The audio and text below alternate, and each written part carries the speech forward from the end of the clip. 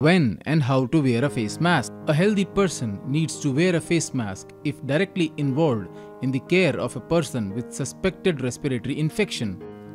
Any person having cough, sneezing, or difficulty in breathing should also wear a face mask. The mask can be effectively used only with appropriate hand cleaning, either with an alcohol-based hand rub or soap and water, and this has to be done before wearing the mask and after removal of the mask. Surgical masks are loose-fitting disposable devices, and CDC does not recommend that people who are well wear a face mask to protect themselves from respiratory diseases. But surgical masks reduce exposure of your saliva and respiratory secretions to others. The mask has a darker and a lighter side. Keep the lighter sides towards you.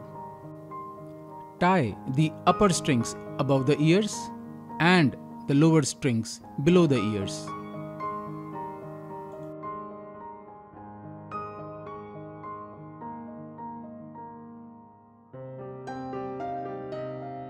Adjust the metal clip on the nose. N95 masks are designed to achieve a very close facial fit, and they block at least 95% of very small up to 0.3 micron test particles. They are not designed for children or people with facial hair because a proper fit cannot be achieved. They are recommended to be used by healthcare professionals directly involved in the care of an infected patient. Hold the mask like this. Pull the elastic strings to the back of your head. The lower string should go below the ear and the upper string above the ear.